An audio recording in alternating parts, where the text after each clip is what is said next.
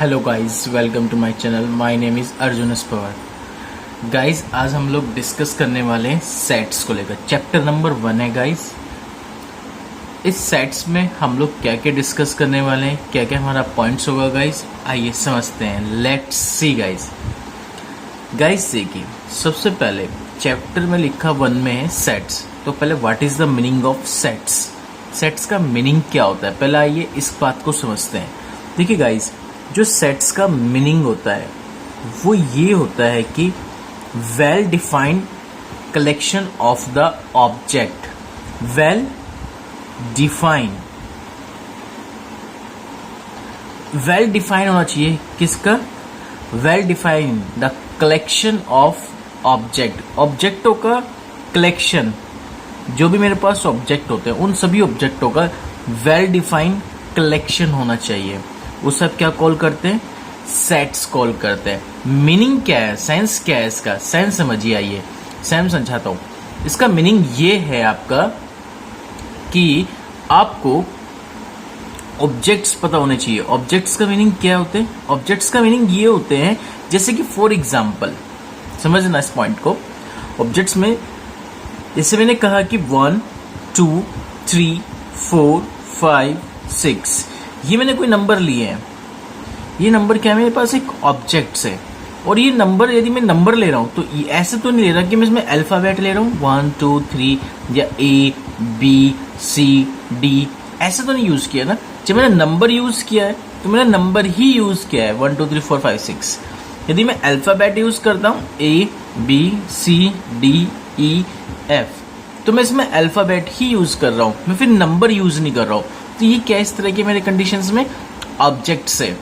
मैं कहूँ कि प्राइम मिनिस्टरों का सेट्स, जो प्राइम मिनिस्टर के नेम लिखूंगा मैं, तो वो भी क्या होगा? एक ऑब्जेक्ट है, ठीक है ना, वो भी वेल डिफाइंड। अब प्राइम मिनिस्टर के कंडीशंस में यदि मैं चीफ मिनिस्टर भी लिख दूंगा तो वो गलत हो जाएगा। या तो मुझे सभी के सभी प्राइम मिनिस्टर यूज करने हैं, या सभी के सभी मुझे उसमें चीफ मिनिस्टर यूज करने हैं। तो ये सभी क्या है? अपने आप में ऑब्जेक्ट्स है। ये नहीं कि प्राइम मिनिस्टर और चीफ मिनिस्टर में एक साथ लेके चलूंगा, नहीं, सबकी क्वालिटी अपने आप में एक ही होगी। इसलिए उसने डेफिनेशन में बताया कि well defined collection of the objects, यानी जो ऑब्जेक्ट्स हैं उनके वेल डिफाइन होने चाहिए, यानी सही तरीके से हम उन्हें मैनेज करना चाहिए। ये नहीं कि मिक्स करके करना चाहिए। यदि जस्ट नाम को हम रिप्रेजेंट कर रहे हैं, नंबर्स बोल रहे हैं, तो नंबर्स ही होने चाहिए उस सेट के अंदर, ठीक है ना। यदि हम अल्फाबेट बोल रहे हैं तो अल्फाबेट ही होने चाहिए उसके अंदर। यदि हम किसी प्राइम मिनिस्टर को रिप्रेजेंट कर रहे हैं तो उनके अंदर प्राइम मिनिस्टर के ही नेम होने चाहिए, बस चीफ मिनिस्टर के नेम नहीं होने चाहिए। तो ये इस तरह की कंडीशंस क्या बोली जाएगी गाइज? आपके पास सेट्स बोली जाइए। आई होप आप मेरी बात अब अच्छे से क्लियर होगी आपको।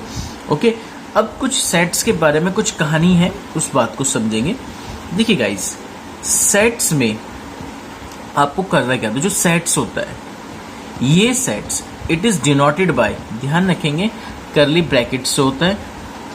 इसे हम करली ब्रैकेट से डिनोट करते हैं, पहला पॉइंट। सेकंड पॉइंट, ये कैपिटल लेटर से लिखा जाता है, हमेशा ध्यान रखना।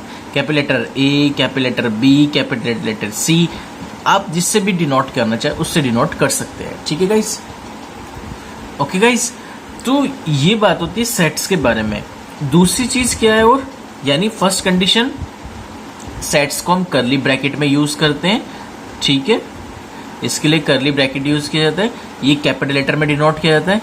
थर्ड कंडीशन, जो करली ब्रैकेट के अंदर यूज किए जाएंगे, ठीक है, उन्हें हम लोग कॉल करते हैं एलिमेंट। क्या कॉल करेंगे हम उसे? एलिमेंट्स, या एंट्री कॉल करते हैं हम लोग उसकी। तो एलिमेंट्स कॉल करते हैं या आप उसको एंट्री कॉल करते हैं। और ये एलिमेंट्स, इनके बिटवीन जो लिंक रिप्रेजेंट होता है गाइस, वो कोमा करके होता है, कोमा लगा के करते हैं हम लोग, इस तरीके से। पॉइंट समझ में आया?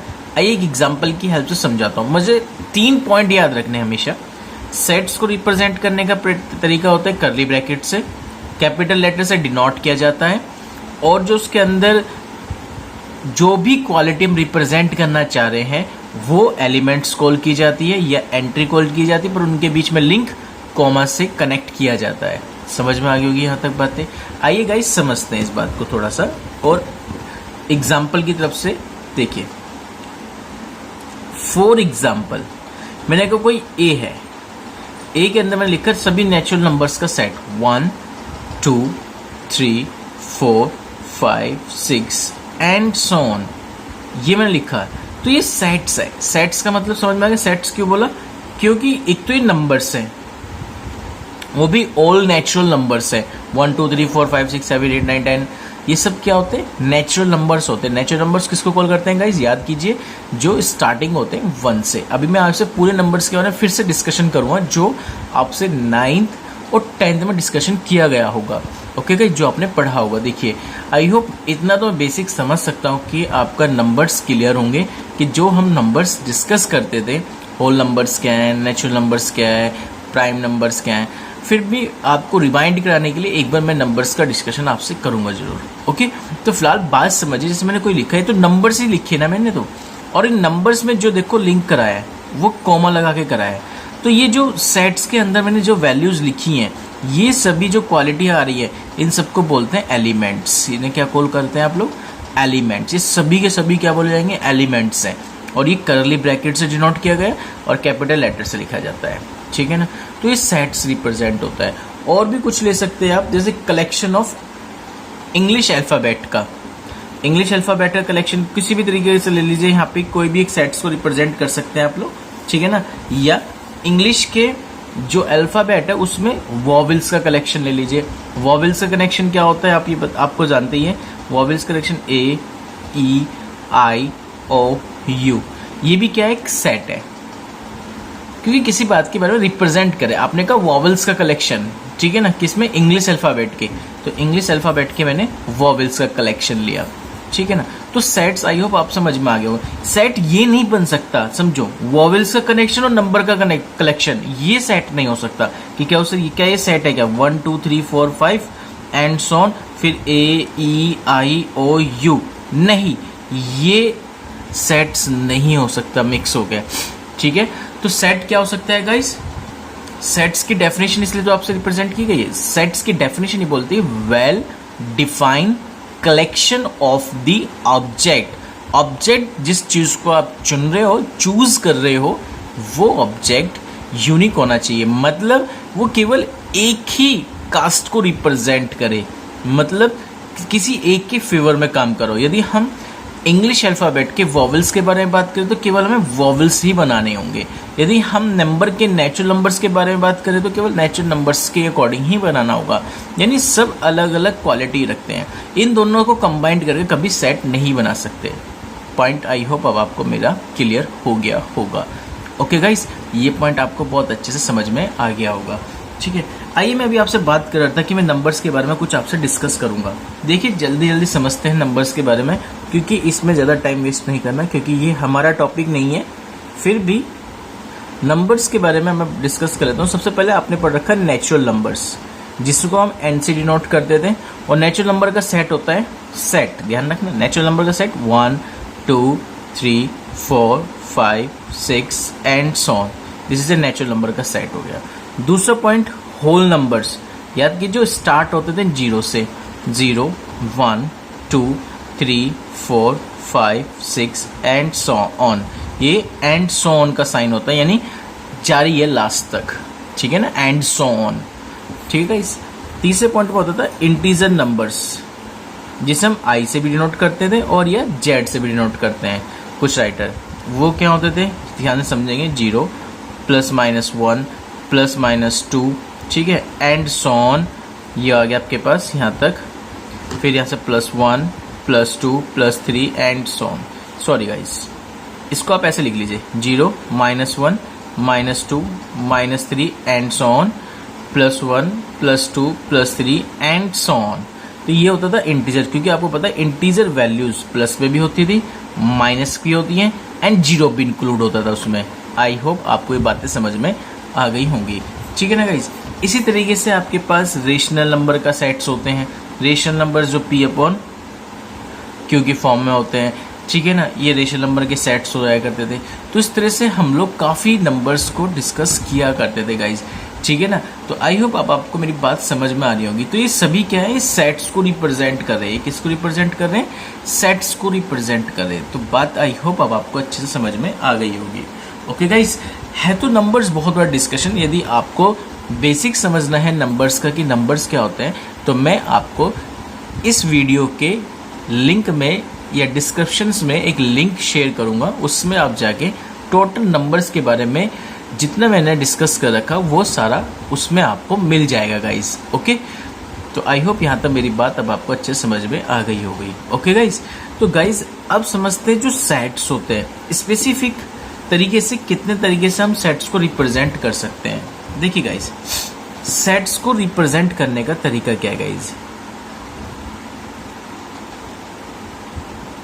रिप्रेजेंट ऑफ सेट्स, हम सेट्स को दो तरीके से रिप्रेजेंट करते हैं। पहला होता है हमारे पास जो फर्स्ट पार्ट होता है हमारे पास, जिसको हम लोग बोलते हैं रोस्टर मेथड। कौन सा मेथड बोलते हैं गाइस, रोस्टर, रोस्टर मेथड, ठीक है। या इसी को ही हम लोग टैबुलेशन मेथड भी बोलते हैं गाइस। कौन सा मेथड, टैबुलेशन, टैबुलेशन मेथड भी बोला जाएगा गाइस ये। ओके, दूसरा मेथड होता है हमारे साथ बिल्डर मेथड, यानी इसमें हमें बिल्डिंग बनानी होती है, ये होता है बिल्डर मेथड।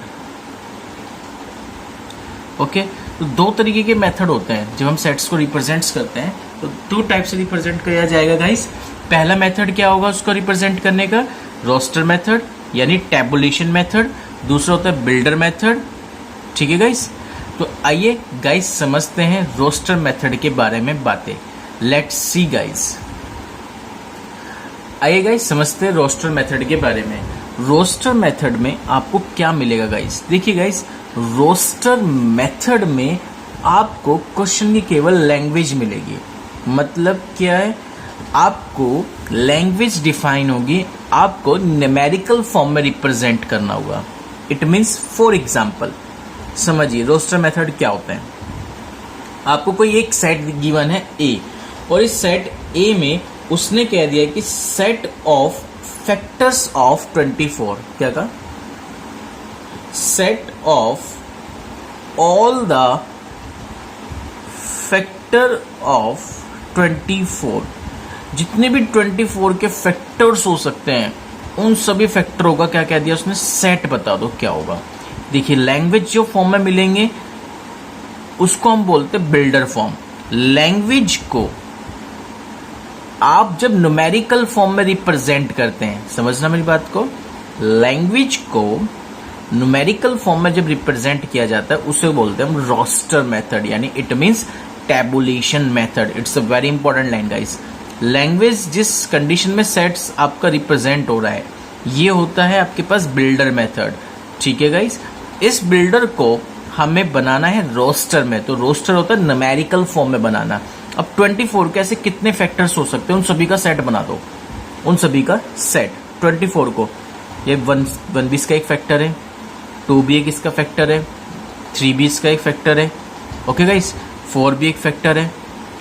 पॉइंट समझो, जो जो इसके फैक्टर पॉसिबल है वो इस सभी का फैक्टर्स बनाते चले जाइए आप। इसके 1 भी है, 2 भी है, 3 भी है, 4 भी है, 6 भी है, 8 भी है, 12 भी और 24 खुद अपने आप में भी है सेल्फ। तो ये इसके सभी के क्या हो गए, इसके पूरे 24 के फैक्टर्स हो गए।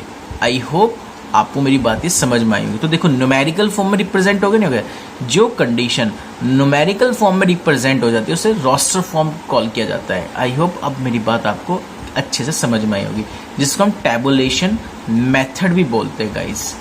ओके, तो यहाँ तक आपको पॉइंट क्लियर हुआ गाइस, ये नहीं हुआ है? ओके, अब बात समझते हैं एक और एग्जाम्पल की। एक एग्जाम्पल वो लिखा मैंने, क्या, suppose that set of all natural numbers, set of natural number.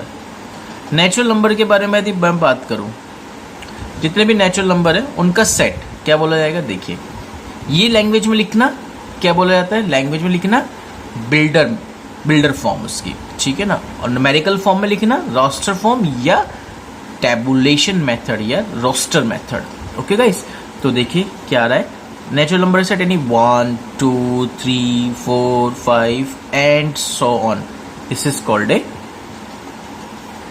Roster method. I hope अब आपको अच्छे से मेरी बात समझ में आ गई होगी गाइस। ओके, ज़्यादातर ध्यान रखेंगे आप इस पॉइंट्स को। सेट्स के बारे में मैंने तुम्हें 3 क्वालिटी बताई थी, बस उन 3 क्वालिटी को हमें फॉलो करना ज़रूरी है। पहली कंडीशन कर्ली ब्रैकेट में लिखना, सेट्स को डिनोट किया जाता है कैपिटल लेटरों से। दूसरी कंडीशंस, एलिमेंटों में लिंक कनेक्ट किया जाता है कॉमा से। ये क्वालिटी हमें ध्यान रखनी बस। ओके गाइस, तो ये पॉइंट आपको समझ में आ रहे होंगे जो मैं आपसे यहाँ पे डिस्कस कर रहा हूँ गाइस।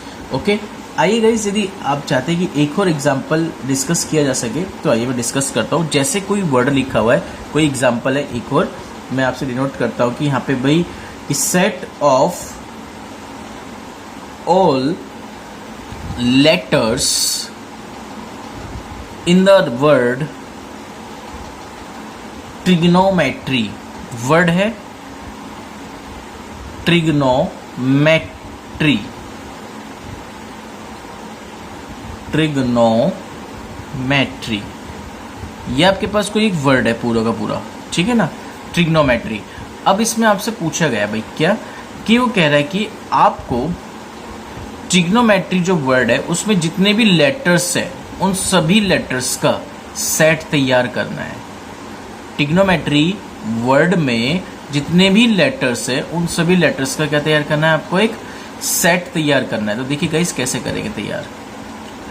ट्रिग्नोमेट्री में कितने वर्ड है, टी, फिर कॉमा, फिर आर, फिर कॉमा, फिर आई, फिर कॉमा, फिर जी, फिर कॉमा, फिर ओ, फिर कॉमा, फिर एन, फिर कॉमा, फिर एम, फिर कॉमा, फिर ई, फिर कॉमा, फिर आर, फिर कॉमा, फिर वाई। आर फिर से वन सेकेंड नहीं आएगा। यहाँ तक ये होगा ट्रिग्नोमेट्री। अब मैं आपको कुछ बात समझाता हूँ, हमेशा ध्यान रखेंगे जब हम सेट्स में डिस्कस करते हैं कुछ बातें हैं जो मुझे अब यही रिप्रेजेंट करनी होगी आपको सेट्स के बारे में, ठीक है ना।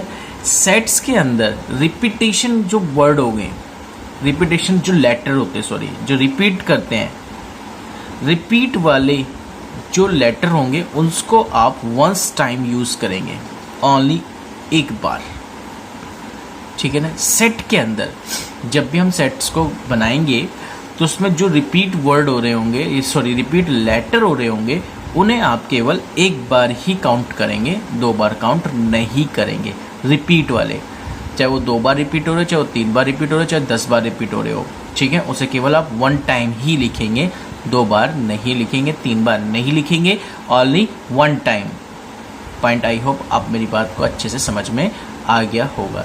ये पॉइंट आपको अच्छे से क्लियर हो गया होगा कि जो हम सेट्स पढ़ रहे हैं उस सेट्स में जो लेटर रिपीट होते हैं उसको हम लोग केवल क्या टाइम लिखते हैं, ओनली 1 टाइम यूज करेंगे जो लेटर यूज होंगे। ओके गाइस, तो अब आपको समझ में आ गया ट्रिग्नोमेट्री में जितने भी लेटर्स थे उनका सेट मैंने कैसे बनाया है। उसके अंदर केवल जितने रिपीटेशन हो रहे थे उसको केवल 1 टाइम यूज किया मैंने, बाकी जो बच गया उनको एज इट इज लिख दिया बस। ओके गाइस, तो आई होप अब आपको मेरी ये बात अच्छे से क्लियर होगी। ये था गाइस रोस्टर मेथड के बारे में बातें। अब मैं डिस्कस करता हूँ आपसे बिल्डर मेथड के बारे में। आइए गाइस समझते हैं, लेट्स सी गाइस। देखिए गाइस, अब बिल्डर फॉर्म को कैसे हम रिप्रेजेंट करते हैं, बिल्डर मेथड को हम कैसे रिप्रेजेंट करते हैं, आइए अब गाइस उस बात को समझते हैं। देखिए बिल्डर के मैंने बताया था आपको लैंग्वेज में रिप्रेजेंट करना, यानी कोई भी चीज़ है, कोई सेट है, आप उसको, कोई भी सेट है, आप उसको रिप्रेजेंट करेंगे x such that x has properties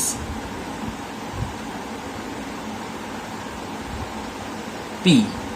अब ये क्या है प्रॉपर्टीज p, यानी x सच दैट, इसे हम क्या बोलते हैं गाइस, सच दैट। ये होता है सच दैट का साइन, ठीक है, इसको हम कौन क्या बोलते हैं, साइन को सच दैट। तो ये लिखता है x सच दैट, इस टाइप का है कि जो x होगा वो हैज प्रॉपर्टीज p, यानी p की प्रॉपर्टी को रखता है। p की प्रॉपर्टी क्या होगी, अब उसके बारे में डिस्कशन करता हूँ गाइस मैं। आइए समझते हैं p की प्रॉपर्टीज क्या होंगी, मतलब क्या है, इसका सेंस क्या है। मतलब सीधी सीधी से यदि मैं बात आपसे डिस्कस करूँ तो जो बिल्डर होता है वो बिल्डर हमेशा लैंग्वेज की फॉर्म में रिप्रेजेंट होगा, यानी इट मीन्स, कहने का मीनिंग क्या है, आइए एक एग्जाम्पल की हेल्प से समझते हैं इसको। एग्जाम्पल से पहले मैं आपको इसकी डेफिनेशन, आपको आई होप समझ में आ गई होगी कि क्या लिखा है डेफिनेशन की। एक्स सच दैट एक्स, जो ये एक्स है वो हैज प्रॉपर्टीज पी। मतलब क्या है इसका, मतलब ये है कि set of all those x such that each x satisfies properties P. मतलब क्या है अब ये, मतलब सिंपल सी बात है, एक एग्जांपल से आप समझ में आएगा डेफिनेशन क्या है। मेन प्रॉपर्टीज की ये जो मैंने यहाँ पे लिखी हुई है, अब इसे मैं एग्जांपल से समझाता हूँ। बस सीधी सी यदि सिंपल लैंग्वेज में से डिस्कशन करूँ तो बिल्डर फॉर्म उस फॉर्म को कॉल करते हैं जब हम किसी न्यूमेरिकल फॉर्म को लैंग्वेज की फॉर्म में रिप्रेजेंट करते हैं। बस ये एक बिल्डर फॉर्म की डेफिनेशन है, बस ये ध्यान रखेंगे आप। लेकिन ये ध्यान जरूरी रखना है, न्यूमेरिकल को जो हम लैंग्वेज में बनाएंगे वो लैंग्वेज सेटिस्फाई करनी चाहिए इस न्यूमेरिकल वाली कंडीशन को, ध्यान रखेंगे। यानी न्यूमेरिकल और लैंग्वेज दोनों ही क्या होनी चाहिए, सेम ही बात को रिप्रेजेंट कर रही हो। क्लियर हो गया अभी यहाँ तक बातें? तो अब गाइस समझिए यहाँ पे इस बात को, ध्यान से समझेंगे इस पॉइंट को, क्या लिखा हुआ है। देखिए एक एग्जांपल है आपके पास, a इज इक्वल टू 1 2 3 4 5 6 7, ये कोई एग्जांपल लिखा हुआ है। वो कह रहा है इसे आप बिल्डर फॉर्म में बनाइए। तो बिल्डर फॉर्म में बनाना बहुत ईजी है।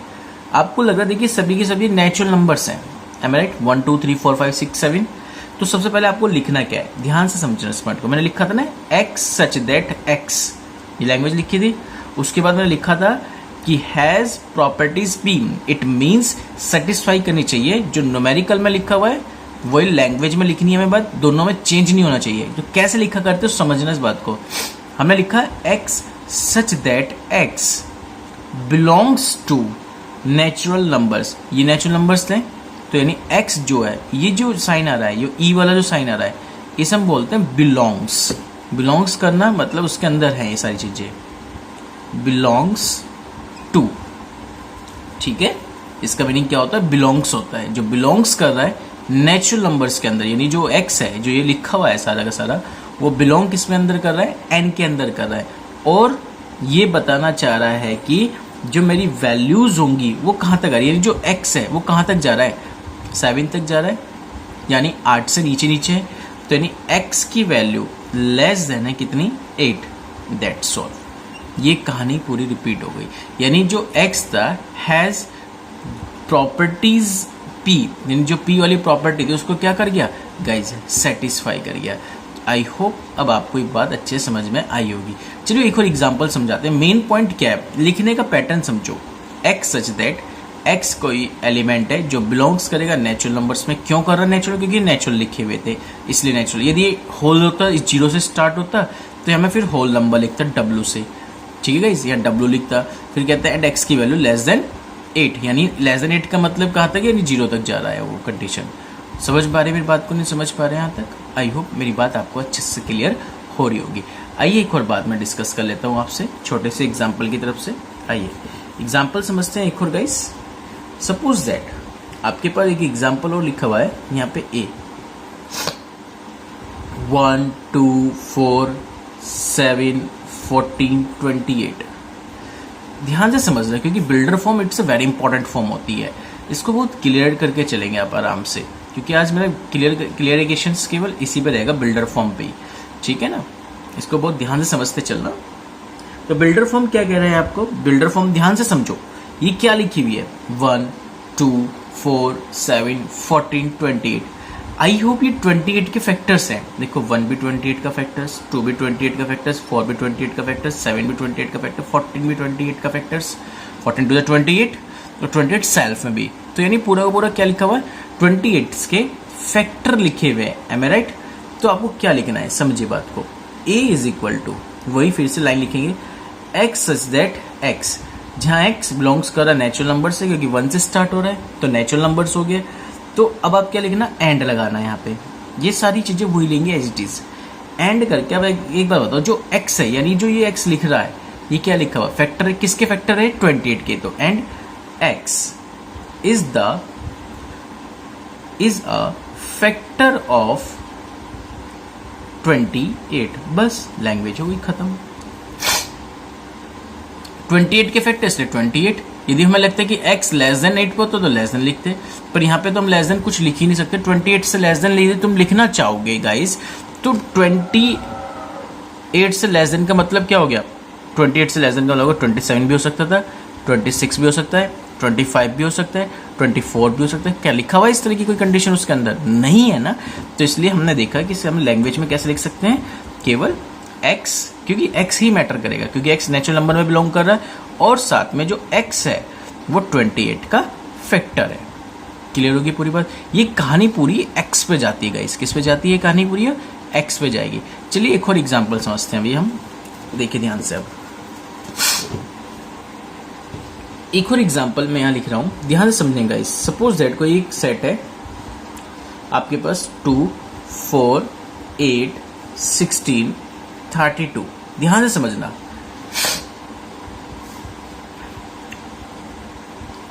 अब कहोगे 32 के फैक्टर्स है क्या?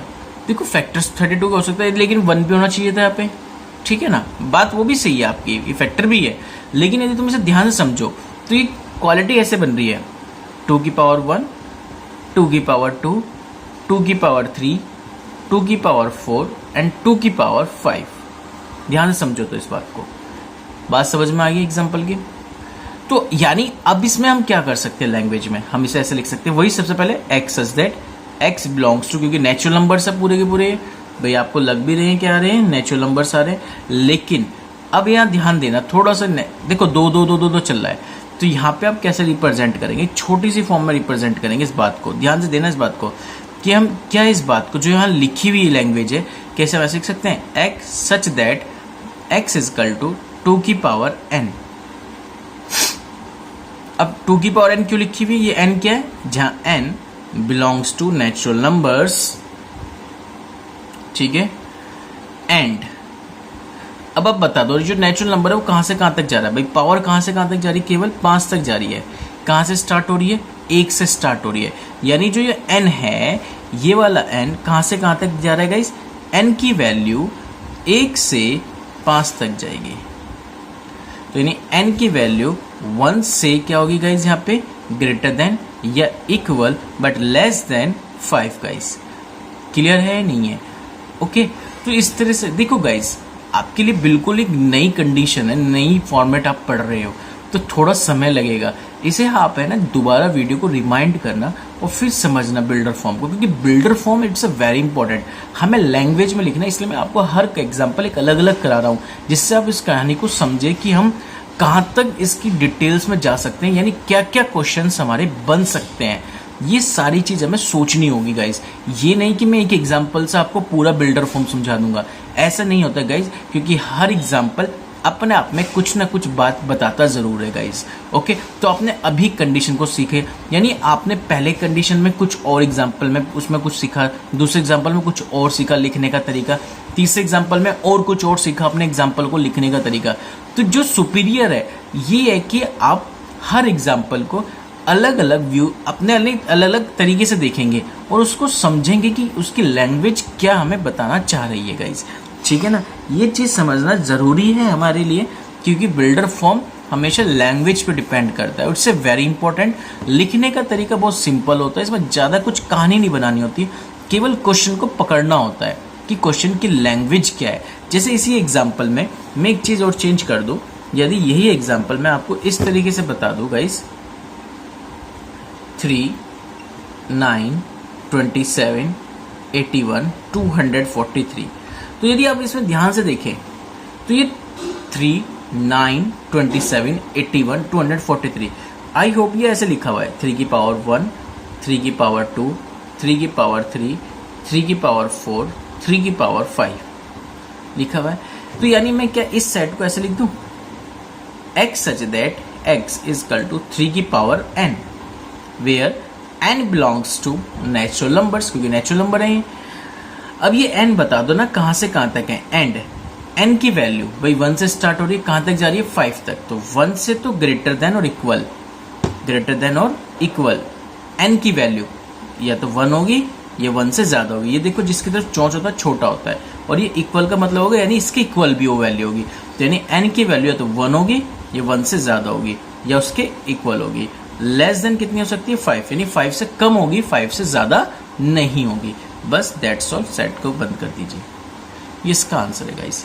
तो आई होप गाइज आप मेरी बात को आप अच्छे से समझ पा रहे होगे कि सेट्स की जो बिल्डर फॉर्म है आप उस बात को कैसे रिप्रेजेंट कर रहे हैं। ठीक है गाइज, आइए एक और एग्जाम्पल समझते हैं। समझिए guys, builder form it's very important. मैं एग्जाम्पल समझाता रहूंगा, लेकिन जब आप इसकी प्रैक्टिस करेंगे तभी आपको ये बातें सारी क्लियर भी होंगी कि कैसे हम इस कॉन्सेप्ट को कर पा रहे हैं गाइज, है ना। तो आइए एक और एग्जाम्पल समझिए। सपोज दैट मैंने लिखा है यहाँ पे क्वेश्चंस में 3, 6, 9, 12, 15। तो आप ध्यान से देखिए